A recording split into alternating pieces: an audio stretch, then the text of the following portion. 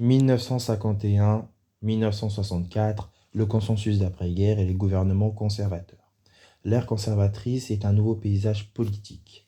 Entre 1951 et 1964, le Royaume-Uni fut gouverné par le Parti conservateur pendant 13 ans, une période marquée par une stabilité politique et une transformation économique. Ce contexte reposait sur un large consensus entre les deux principaux partis, connus sous le nom de consensus d'après-guerre ou Botskellism, en référence aux positions modérées de Rab Butler, qui est conservateur, et de Hugh Gaitskell, qui est travailliste. Ce consensus promouvait une économie mixte, le plein emploi et des politiques keynésiennes et l'État-providence, offrant au pays une stabilité essentielle pour se relever des ravages de la Seconde Guerre mondiale. Les élections de 1951, le retour des conservateurs. Les élections de 1951 marquèrent un tournant en politique britannique. Le Parti travailliste, dirigé par Clement Attlee, perdit malgré une augmentation de sa part des voix, son gouvernement épuisé par de lourdes réformes sociales qu'il avait mises en place, comme la création du NHS et les nationalisations. Il souffrait de divisions internes entre les Bevanites et les Gaitskellistes. Gaitskelliste, c'est compliqué, hein. De plus, le rationnement prolongé et l'image d'austérité nuisaient à son attractivité. Les conservateurs, sous la direction de Churchill, profitèrent de leur renouveau, permettant de leur restaurer une grandeur britannique et de s'opposer à de nouvelles nationalisations. Ils remportèrent la majorité sous la houlette de Lord Walton. Ils modernisèrent leur campagne, insistant sur des thèmes comme l'emploi élevé et l'unité sociale. Second mandat de Winston Churchill, 1951-1955. De son retour en tant que Premier ministre, Churchill s'appuya sur son héritage de chef de guerre. Son gouvernement se concentra sur la reconstruction domestique, notamment la dénationalisation de l'industrie sidérurgique et la construction de plus de 300 000 logements par an. De 300 000 logements par an. En 1952, le Royaume-Uni devient la troisième puissance nucléaire mondiale et la création économique permit à certains de parler de société d'abondance.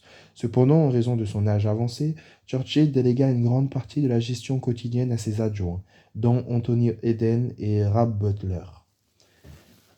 La crise de Suez et la chute d'Anthony Eden.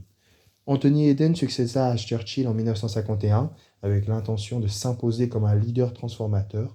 Pourtant, sa présidence fut éclipsée par la crise de Suez en 1956. Après la nationalisation du canal de Suez par le président égyptien Nasser, le Royaume-Uni, avec la France et l'Israël, tentait une intervention militaire. Cette opération fut un échec cuisant en raison de la condamnation internationale de l'opposition américaine et du mécontentement national. La crise releva le déclin de l'influence mondiale de la Grande-Bretagne et précipita la démission d'Eden en 1957.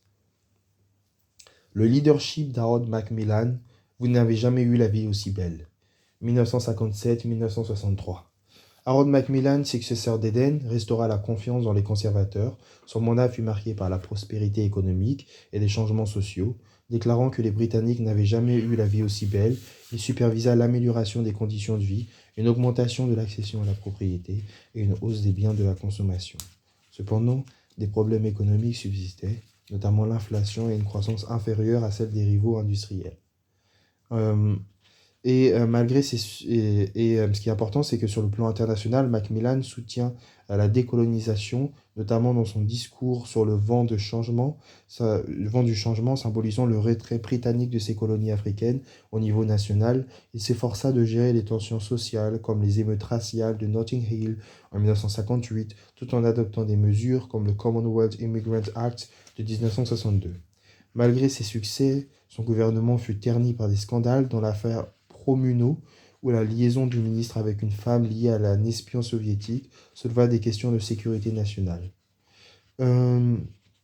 Ces événements sapèrent la crédibilité des conservateurs et précipitèrent la démission de Macmillan en 1963 pour des raisons de santé. Ce qui est aussi intéressant à souligner, c'est le fait que en fait, après ça, il y a eu Alec Douglas Home, une figure de transition de 1963 et 1964. Alec Douglas Home succéda à Macmillan, mais ne parvint pas à inspirer la confiance. Son origine aristocratique et son manque d'expérience économique le rendirent impopulaire, et son court mandat est devenu comme une période de transition avant l'ascension des travaillistes sous Harold Wilson. Le retour des travaillistes est le premier mandat de Harold Wilson en 1954 jusqu'en 1970. En 1964, le Parti travailliste dirigé par Harold Wilson revient au pouvoir après avoir été modernisé, notamment à travers son programme. Wilson incarna la jeunesse et le progrès qui met en avant la révolution technologique. Son gouvernement mit l'accent sur la science, l'éducation et l'industrie moderne, tout en initiant des réformes sociales majeures, notamment sur le droit des femmes, l'égalité raciale, la décriminalisation partielle de l'homosexualité. La Grande-Bretagne et son rôle dans le monde. L'après-guerre força la Grande-Bretagne à redéfinir son identité mondiale.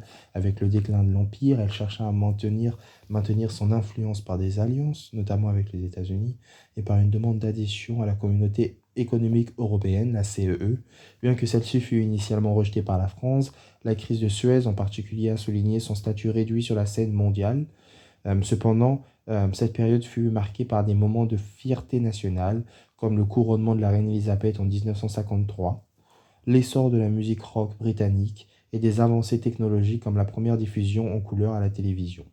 Bien que les années 1950 et le début des années 1960 soient souvent associés à la prospérité, des tensions sous-jacentes existaient. Les tensions raciales menèrent à des émeutes, les sous-cultures de jeunesse défièrent les normes traditionnelles et les syndicats se mobilisèrent de plus en plus pour défendre le droit des travailleurs. Sur le plan économique, la dépendance des politiques à court terme engendra une instabilité et des accusations de retard industriel par rapport aux pays rivaux. Donc les années 60 et le début des années 50 et le début des années 1960, qui ont été sous les conservateurs, ont été des années assez mouvementées. En conclusion, ce fut une période de transition. La période de 1951 à 1964 fut une ère de transition profonde pour la Grande-Bretagne. Le consensus d'après-guerre apporta une stabilité économique et politique, mais des tensions sous-jacentes tant au niveau national qu'international commencèrent à émerger. Cette époque marqua la fin de domination impériale en Grande-Bretagne et le début de la recherche d'un nouveau rôle sur la scène mondiale. Elle posa également les bases de bouleversements sociaux et politiques qui allaient marquer la fin des années 1960 et au-delà.